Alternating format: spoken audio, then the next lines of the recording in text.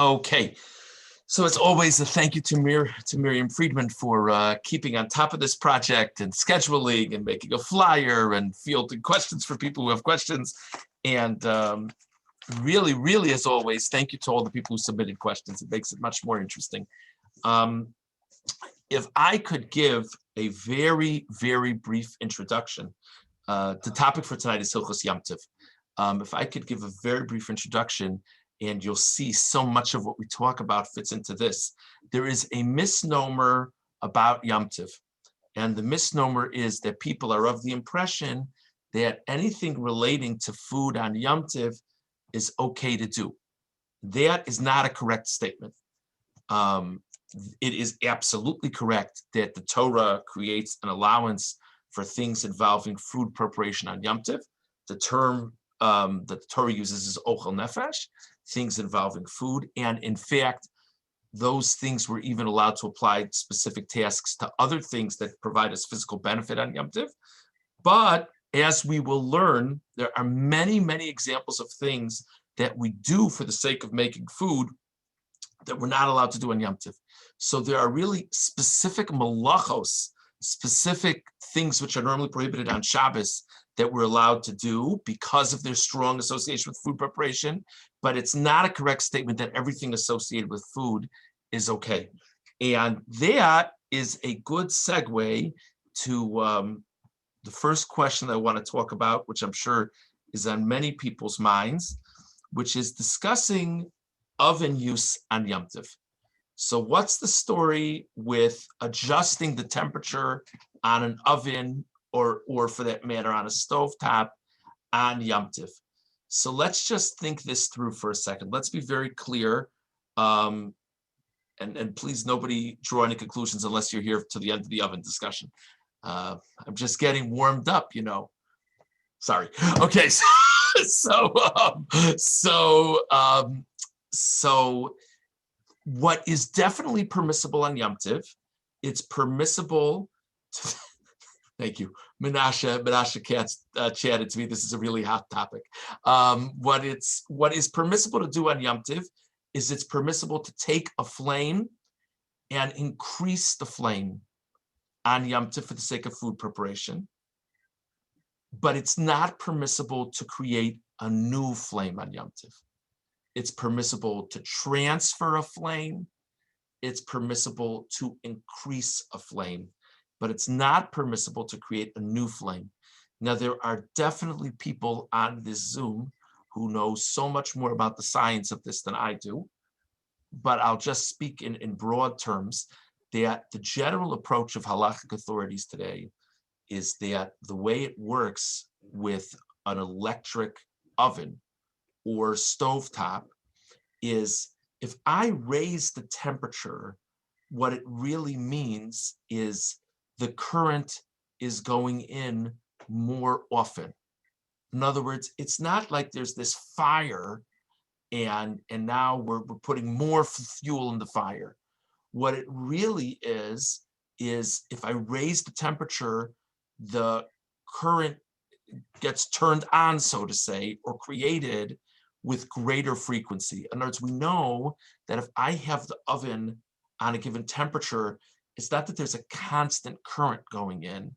It's that it sort of like turns on in spurts to sustain a certain temperature. So the general approach in halachic authorities is that your classic electric oven or stovetop, if I raise the temperature, I'm not just adding fuel to the fire, I'm actually turning it on with more frequency. That's like creating a new flame. So this classic approach today, I can't speak for every halachic authority, but I think I'm speaking pretty mainstream right now. The classic approach today is that in normal circumstances, to raise the flame, to raise the heat on an electric appliance is problematic on Yom Tov. Now, if you're talking about gas, right, that very well could be okay. Because what's happening with gas is, again, we're not talking about turning it on, because turning it on, generally there's some kind of electric sort of starter that goes, which would also be an issue. But if you already have it on to begin with, and you're just increasing it, you're increasing the flow of gas. That's adding fuel to the fire. That's okay. So if I want to increase the level of heat in a gas-based appliance, not turn it on, but increase the level of heat in a gas-based appliance, as long as I'm doing it for the sake of cooking food, it's all right. Statement number one. What about decreasing the flame in a gas-based appliance? Decreasing the flame in a gas-based appliance.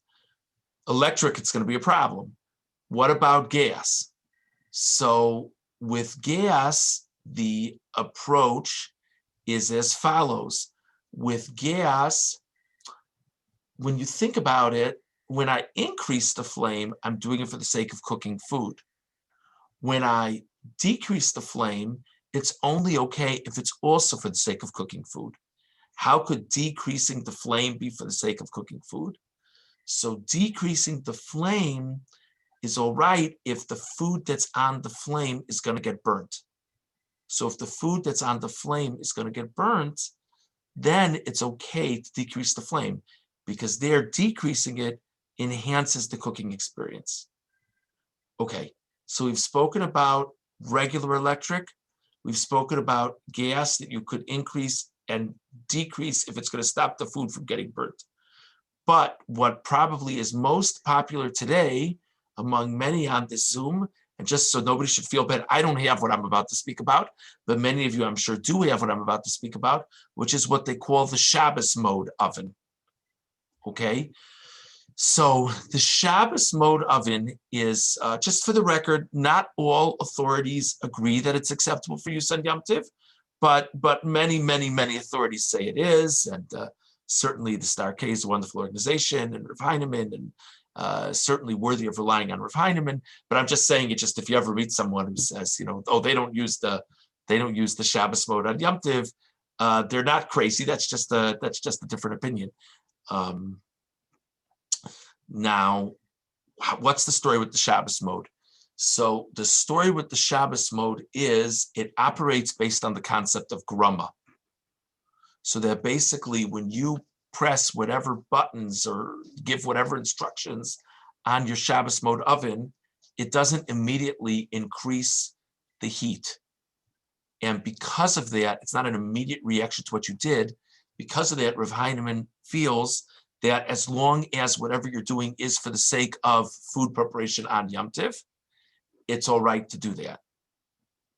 Okay, now I want to be very clear.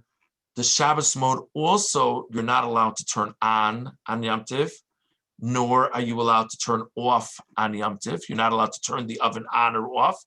And the issue about decreasing the heat, it fits the same standards as what we described with gas before. In other words, you can't just turn down the Shabbos mode oven because you want to keep it nice and cool in the house. That's not a good reason to turn down the Shabbos mode oven. If you're worried that the food is going to get burnt, you can decrease it in the Shabbos mode approach. Just to be clear, all of this discussion about cooking on Shabbos is on Yom Tov is assuming that it's a weekday Yom Tov and not a Shabbos Yom Tov. Any of these things are prohibited to do when Yom Tov and Shabbos coincide. I also just, once we're on the topic of the Shabbos mode oven, I just have to mention it's I'm sure there's a good reason for it, but it's one of the most confusing appliance titles ever invented in my book, because you hear Shabbos mode, you think to yourself, wow, there must be 25 things I can do on Shabbos with this thing.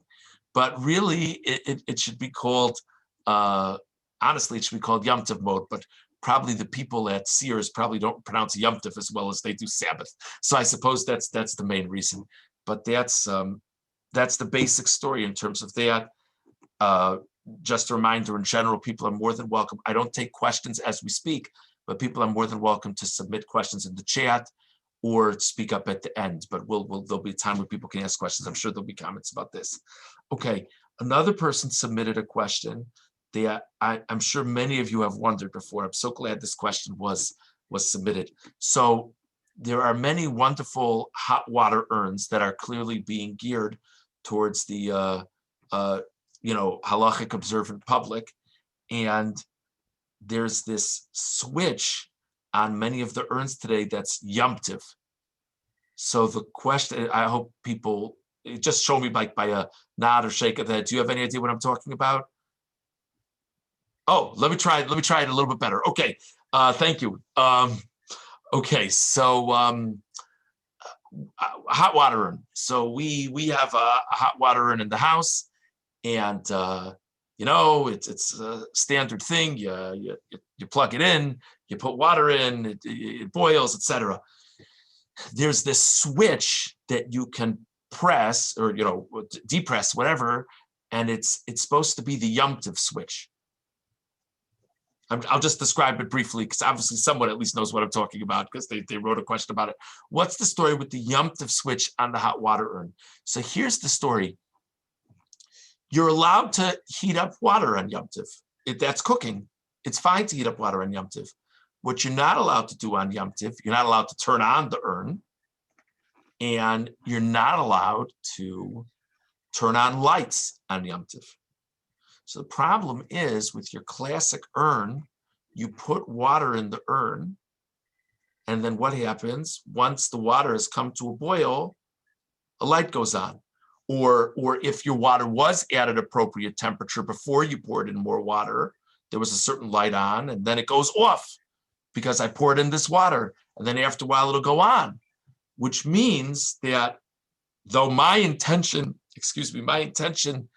is to heat up the water, by my pouring in the water, there's all this stuff going on with lights flashing on and off, and that's a problem. So on Shabbos, I'm certainly not allowed to pour cold water into my hot water urn because that's cooking the water. On Yom Tov, it's not a problem to cook the water, but if I'm causing a light to go on or off, that is an issue.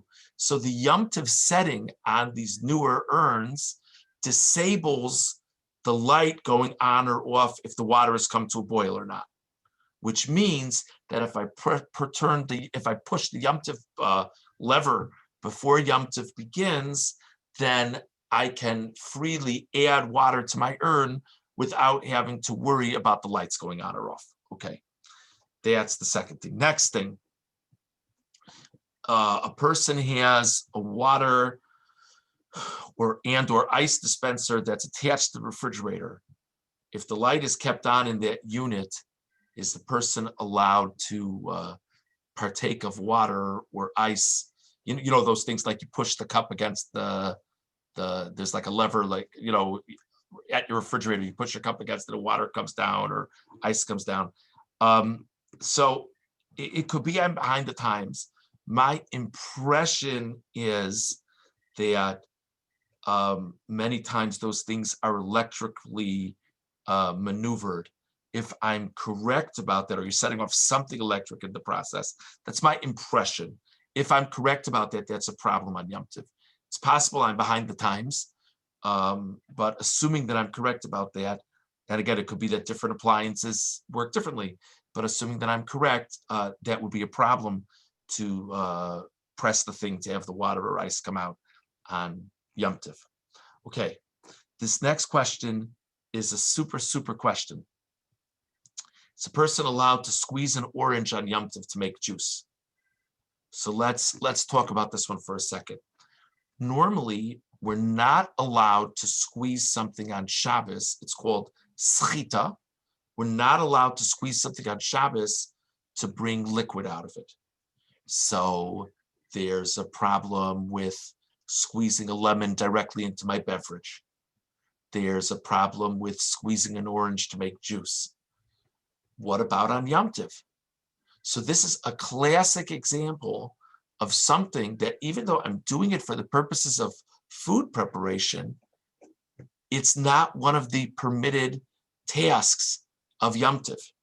So I'm not allowed, even though I'm doing it for food, I'm not allowed to squeeze the orange out on Yom Tov to get orange juice.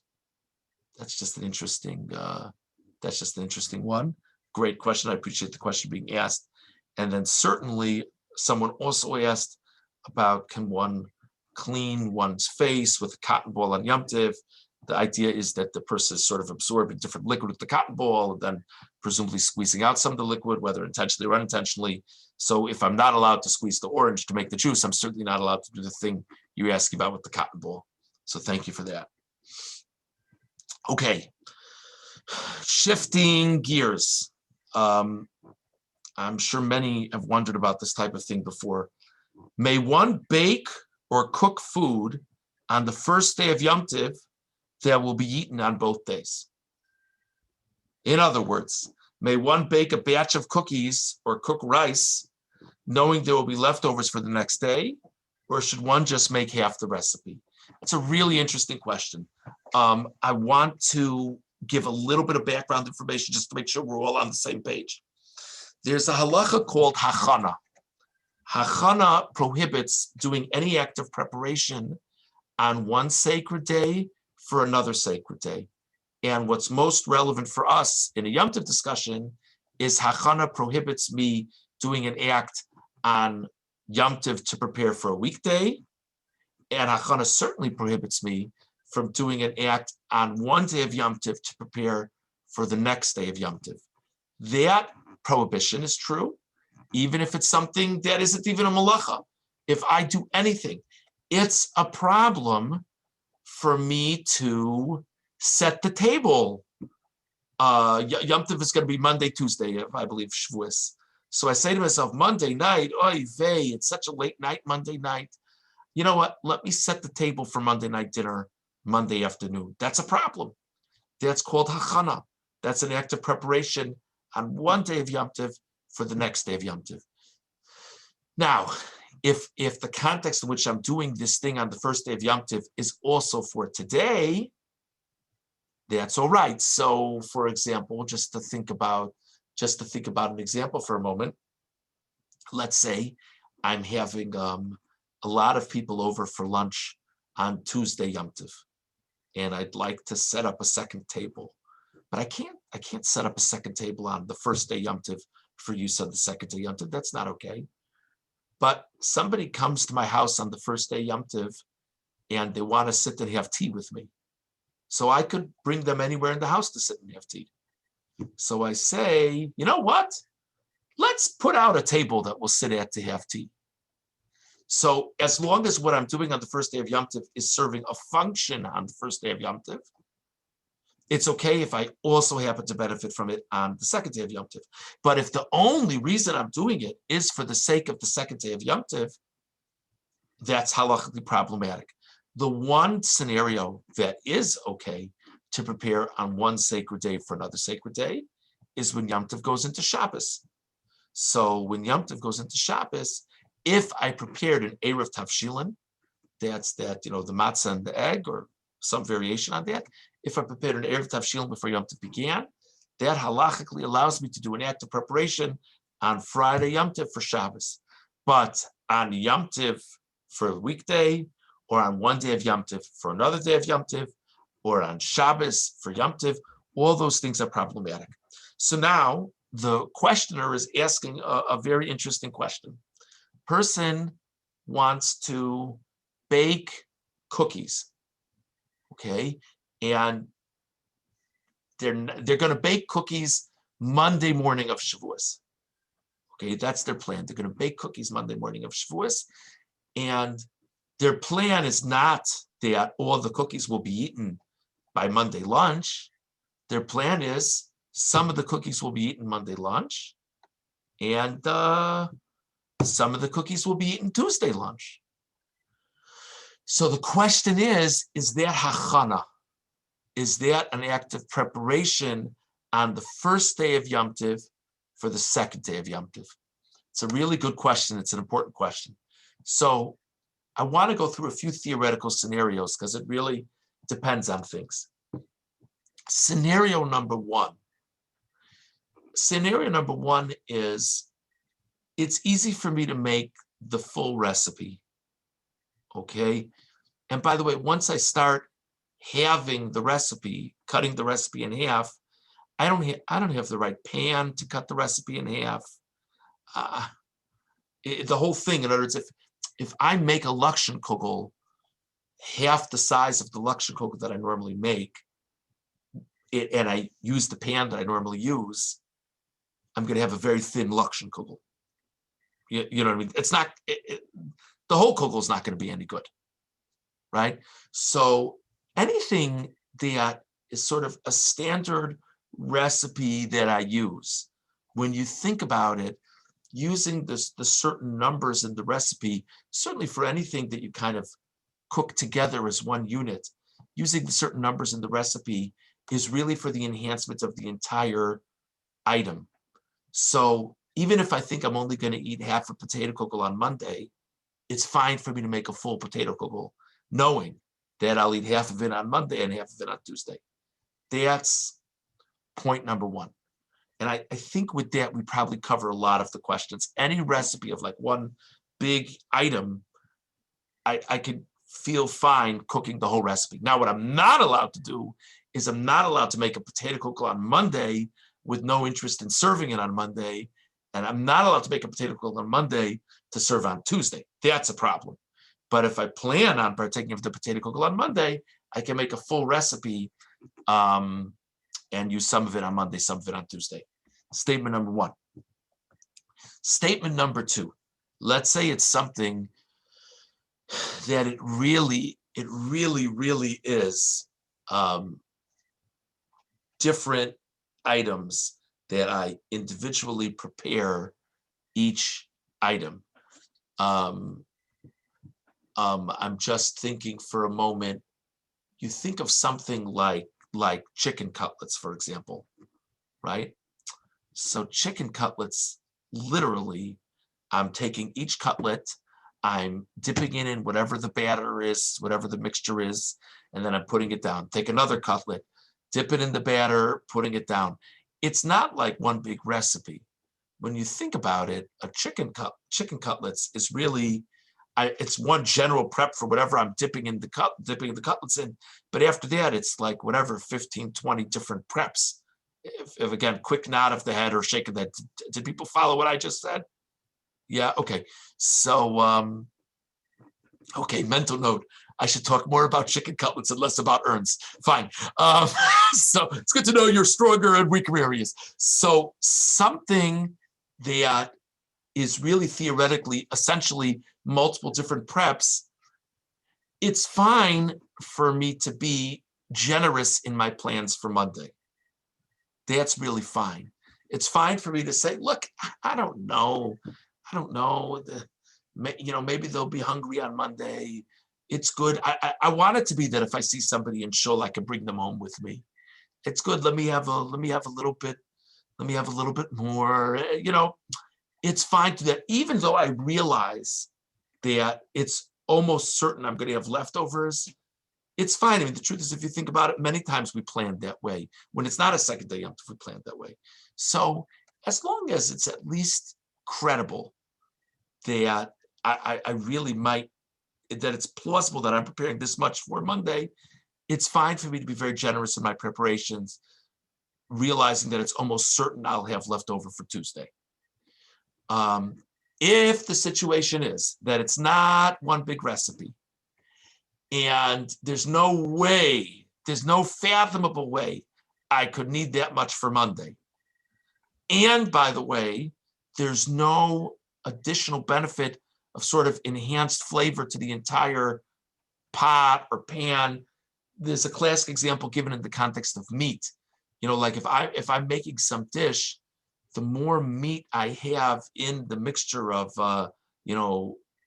pepper steak and peppers, the more flavorful the whole thing is going to be. So if it's none of the above, then really I shouldn't be making so much. If there's no possibility it'll be necessary Monday and it's not one big recipe, then really I shouldn't be making so much. But I think it's sort of reasonable to say that the vast majority of scenarios, as long as I actually plan on eating it, at least part of it on Monday, I'm really okay making a very large amount, recognizing some of it will be used on Tuesday as well. Okay. Okay, a person wants to wash and check strawberries, vegetables, whatever it is, on Yom Tov. And they want to do that on Monday. They want to check a lot of lettuce, whatever it is, on Monday, with the plan that they're also checking for Tuesday. So I think it should be sort of clear based on what we're saying that that's not as simple. If the way one is dealing with it is they put it in like a big pot of water and soapy water and things like that, if that's part of how one deals with it, then it's not such a big deal. But once you're going down thing by thing and washing it and thising it and thatting it, if there's no way you could be generous, like we said before, but if there's no way you need that much for Monday, then really you should be holding off on the strawberry by strawberry checking. Hope that makes sense. Okay, somebody asked a really, really interesting question. There's a lot in this question. Person has a plastic bag of icing and they want to squeeze it out onto a cake, you know, like frosting or icing, whatever it's called. They want to squeeze it out onto a cake on Yom Tov. Okay, not okay. What's the story with that? So this is an interesting question. So number one, the squeezing it out of the plastic is not where the problem lies.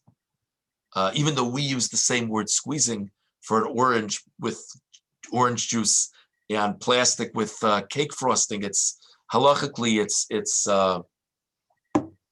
it's frosting and oranges. You know, it's two different things halachically. The issue is more something called mimareach. Mimareach is smoothing something out on a surface. There's a Shabbos problem with smoothing something out on a surface. That's a Shabbos issue.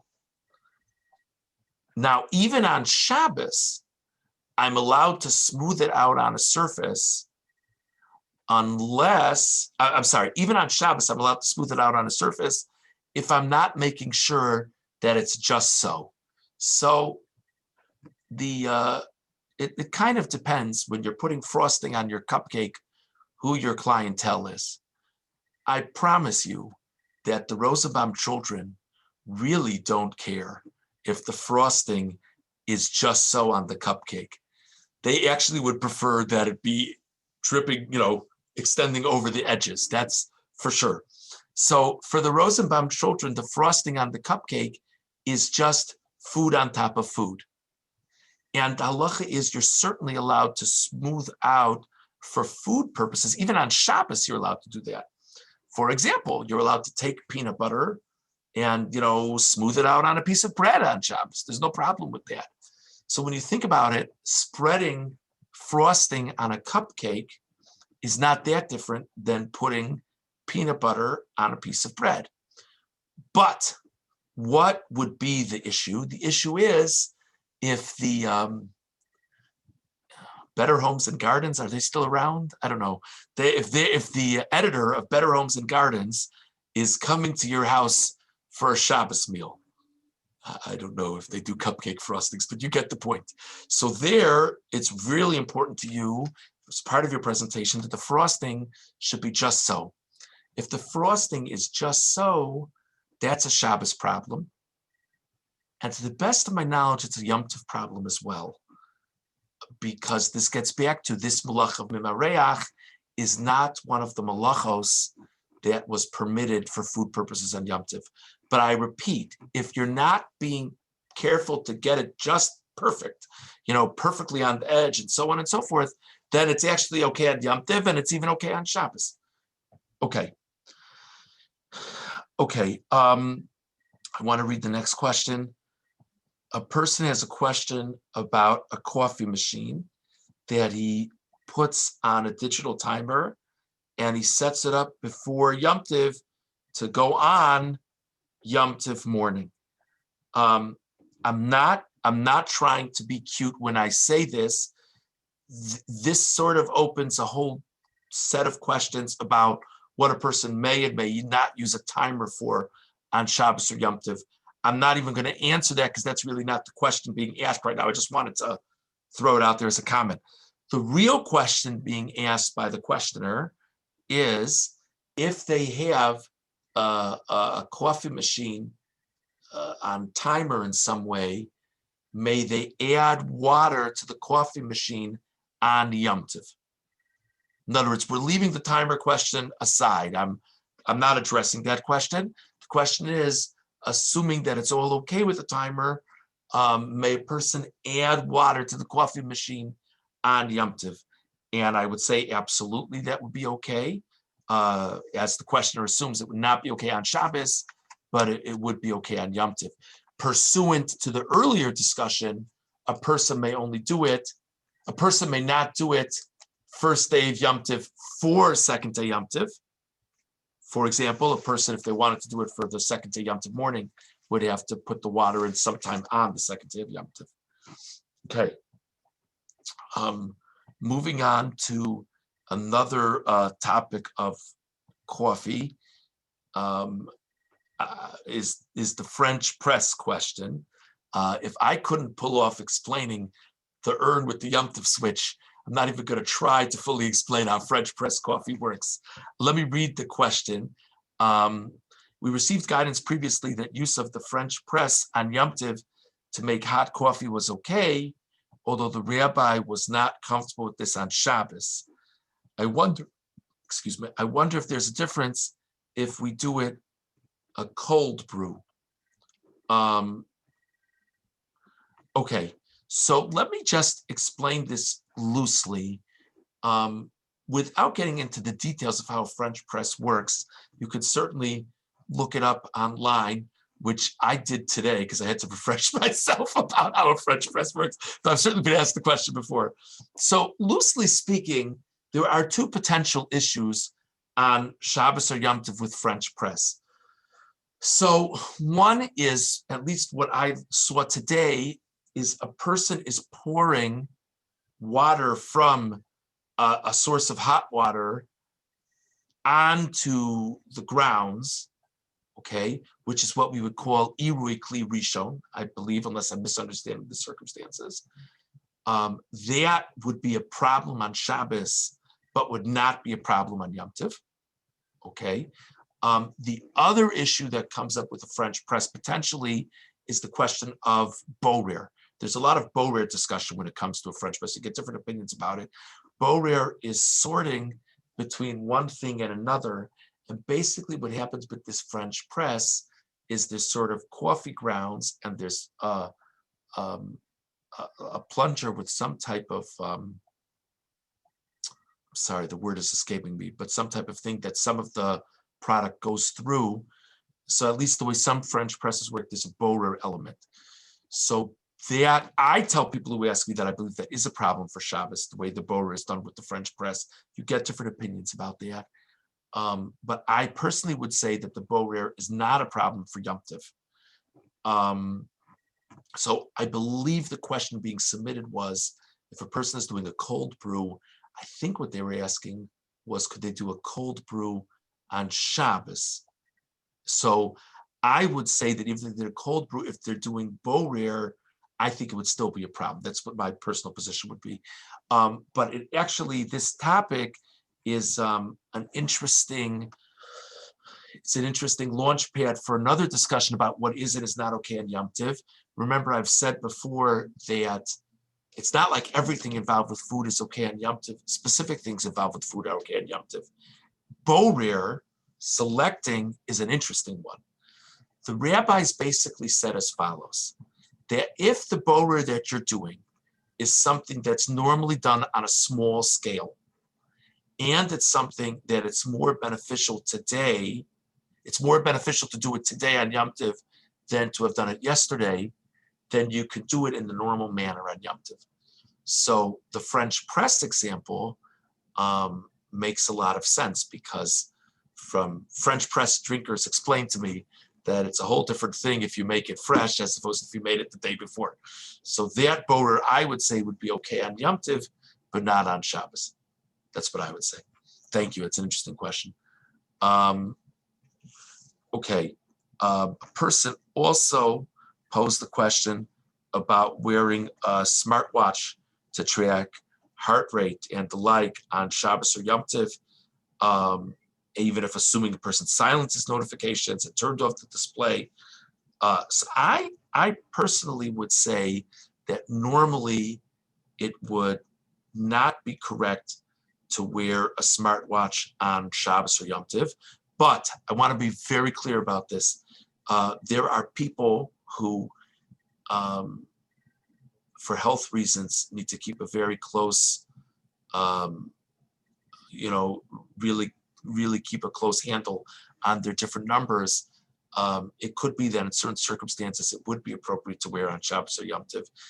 That I would encourage people to ask your local rabbi, but not on Zoom with your 47 best friends. But the general recommendation would be not to wear that type of item on Shabbos or Yom Tov. That would be my general recommendation. Okay, as always, thank you to all the people who submitted questions. I see there are many chats. What I'm going to try to do is I'm going to try to go through the chats, and then after the chats, people should feel free to call out questions. If you feel that I didn't understand your chat, feel free to shout out.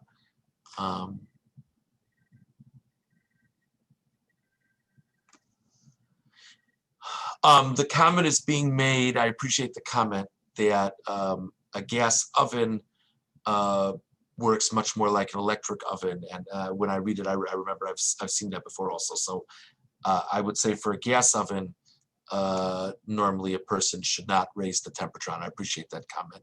A gas burner would be different than a gas oven. Thank you. That was my misspeaking before. Thank you very much.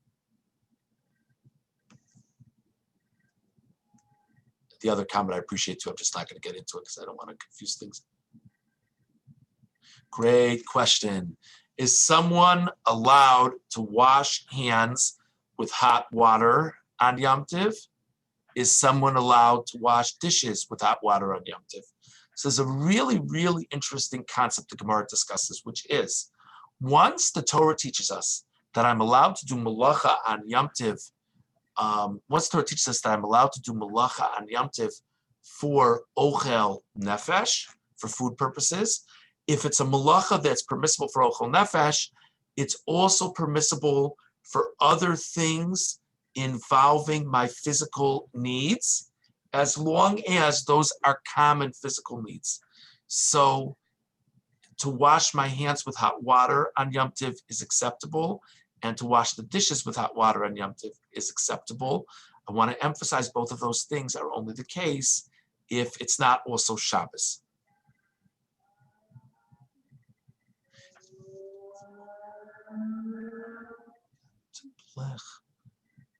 For Yom Tov.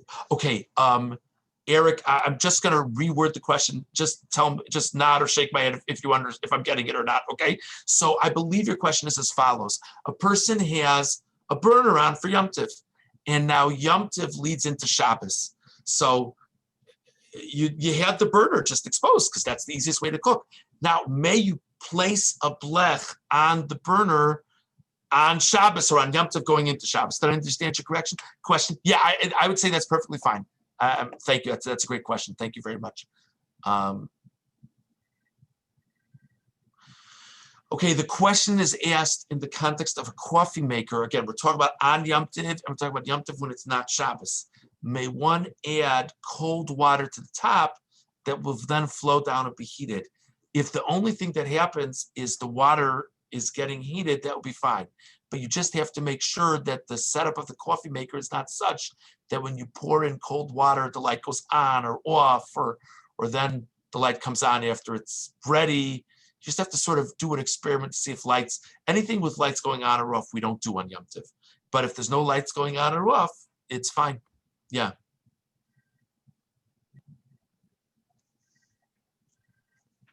That's interesting.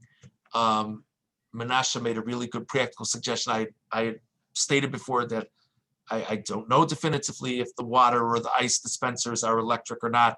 So he says as a general rule, the ice dispenser is pretty much always electric. regarding the water, like the water is part of a refrigerator when you press the cup, to have water come down.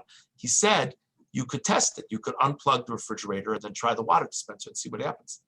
That sounds good. Thank you very much.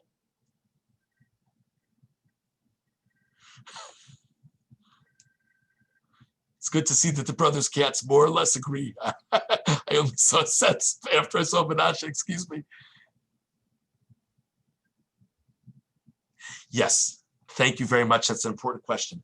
If a person's urn doesn't have a light that goes on or off, may they add water to it on Yom Tov? Yes, as long as it's not also Shabbos, yes.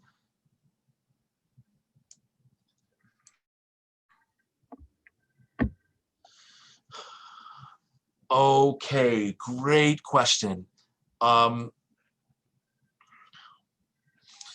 If the ice maker is making ice on Yom Tov, are you allowed to take that ice on Yom Tov? There actually are 2 or 3 parts to this question. So some of the ice makers, if once you take ice, in other words, if it's full and then you take ice, then it knows it's supposed to start making ice again. That's a problem to take ice from that setting. If your ice maker is not set up that way so that you're taking ice is not going to cause it to make more ice, the fact that ice was generated on Yom Tov, we would normally say ice that was created on Yom Tov is okay to partake of on Yom Tov. On Shabbos, many are strict about it. On Yom Tov, we would normally say it's okay, but I want to be very clear. It's only going to be okay if there's nothing that you did directly or indirectly to cause the ice to cause anything electric to be turned on that made the ice. Thank you for that. Yeah, Menashe, I have similar sentiments.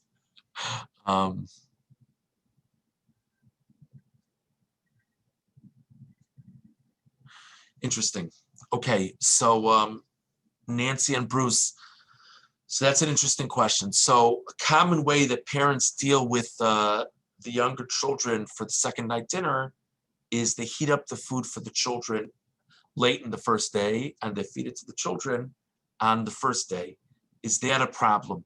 So I'm not exactly sure what you mean. There can be different aspects. So in terms of the children, whatever will keep them from driving their parents nuts is great, is wonderful, no problem at all, fine by me.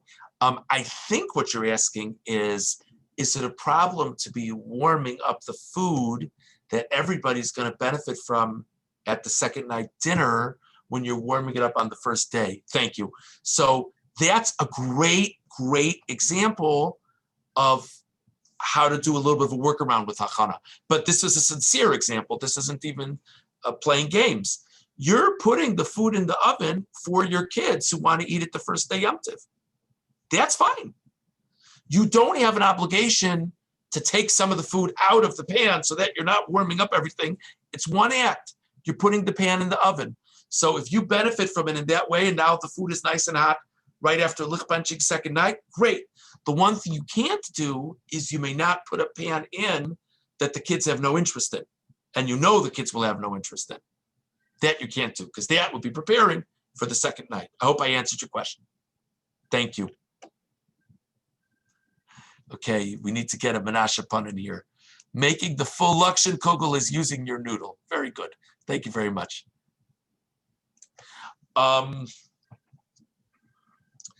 Okay. So I would say it's interesting. That's a good question. Is it permissible to use measuring cups and spoons on Yom Tov? Thank you for that question. So I would say as follows. If the nature of it is that the food is, you really feel you need to have a precise measurement. If you don't have a precise measurement, the recipe could go all bad and this and that.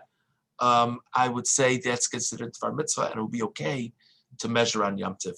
If it's not, if in your mind it's not so essential to the, a little bit of this, a little bit of that, doesn't have to be so precise, then it would not be correct to use measuring cup on Yom Tov. But if you feel that the recipe is only going to be good if it's going to be just so, I would say that would be okay. Yeah, thank you. That's a great question. Oh, great question. Thank you, Debbie. Okay, you have a challah sitting in your freezer. It's Monday afternoon. The plan is to serve this challah Monday night, second night Yom Tov. Are you allowed to take the challah out of the freezer Monday afternoon so it's nice and ready for second night Yom Tov? That would be a hachana problem. That would be a problem of preparing. And that's a classic example that even if what you want to do is not a malacha per se, but it's an act, that the only purpose of the act is for the next day of Yom Tov. So that would be problematic. Sorry to say, that's a good question. Okay. Is one allowed to check for bugs on Yom Tov? So here's the story. If it is a full-fledged, I see someone's talking about the badika cloth method. If you're talking about a badika cloth and things like that, then really our practice is not to do that on Yom Tov. Our practice is not to do that on Yom Tov.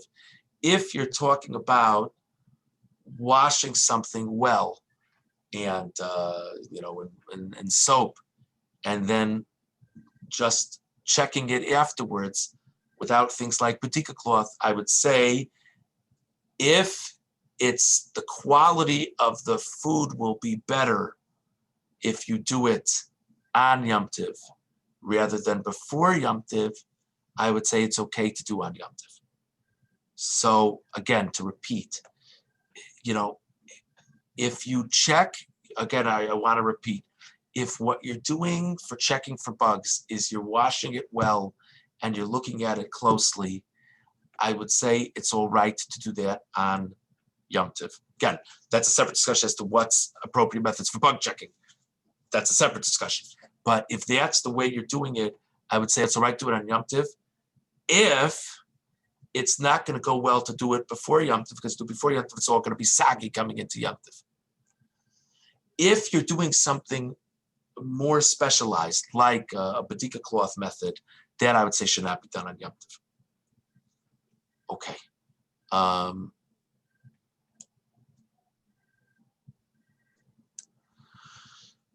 Okay. May you smooth diaper rash cream on a baby? So that's a very good question. So here's the story. The issue there is that you're rubbing it into the baby's skin with sort of like a back and forth motion. The practical solution that I normally recommend to people, if it's diaper rash cream, is to apply the diaper rash cream to either the diaper itself or like a towel or something, a washcloth, and apply it there, and then just apply it with great pressure to the part of the body that needs it. And don't rub it back and forth, just sort of hold it there with great pressure against the surface. Hope I answered your question. I do not see a problem with making hot chocolate on Yom Tov. I think that should be fine. Thank you. Interesting question. Is one allowed to decorate a cake on Yom Tov? In other words, I spoke about putting frosting on a cake. Person likes red frosting, put red frosting on the cake. But certainly not to, as the person writes in the question, certainly not to start writing messages. But let's say a person wants to, a person wants to do a picture of a Sefer Torah, for a cake for Shavuos, so something like that. So that would be a problem to decorate the cake in that way on Yom Tov. That would be a problem. That's an interesting question. Okay. I'm now happy to open the floor for anybody who wants to call out questions. If anybody wants to chat in, I'll still pay attention to the chat. Any other comments or questions? Question. Okay. I have a question. Yes, Mrs. Myers. Yes, you began this program by explaining how to increase and decrease the heat on a gas oven, and then you took that back and said that even with a gas oven, it is not permissible. Is that correct? That is correct. I believe that's correct. That I think I misspoke at the beginning. That again, assuming it's not a Shabbos mode oven, that a gas oven. But if it is a Shabbos mode oven, then you may. If it's a Shabbos mode oven, it's okay. If it's a Shabbos mode oven, I'm sorry if I gave you any stress in that regard. I see. A Shabbos mode oven, you may. Yeah. Okay. Thank you. Thank you for asking. Okay, there's a question, is one allowed to add sprinkles to the cake? I would say that's fine. Thank you. Anything else? Nancy? So when we had the big power outage that lasted for 5 days, and everybody was looking for a place to heat up water, we have a gas stove, and people would come to our gas stove to use it to heat up water. But I couldn't use my oven because exactly what you're describing, even though it's a gas oven, it needs electric to I turn misspoke. it on. I misspoke. Thank you for the reinforcement, Nancy. I misspoke. I misspoke at the beginning. I'm very appreciative to the people who are clarifying that. I got my things mixed up. I'm sorry. About that. Thank you. Anything else? Okay, now, first of all, again, thank you to Miriam. Thank you to everybody for a special thank you to the people who submitted questions. Hope this was helpful for people. Here's the question. I think this is a nice format. I'd certainly like to have another one.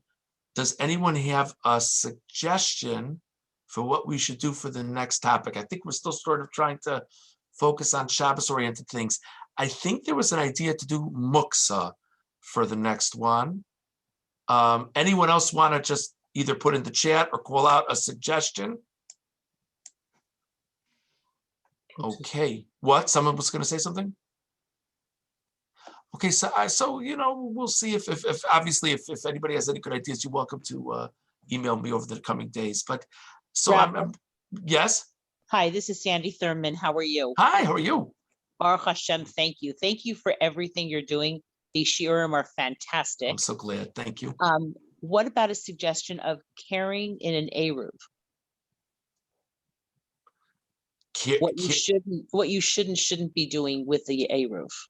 I don't think that. I appreciate the suggestion. I don't think we would fit. I don't think it would be good for the time frame. You know what I mean? Okay. I think it would be. Yeah. Thank you for the suggestion. I appreciate it. My pleasure. Thank you. Okay. So I wish everybody a good night, and thank you very much. Take care, everybody. Thank you very much, Rabbi Thank you. Rosenbaum. Wonderful to see you, Mrs. Bramson. Thank you for joining us. It was Goodbye, my everybody. pleasure. Thank you. And you know, the muksa, I think, is a very good topic. Great. Yeah. Thank you. Thank you very much. Thank you. And thank you, Miriam, for getting this all organized. Thank you. Yes. Okay.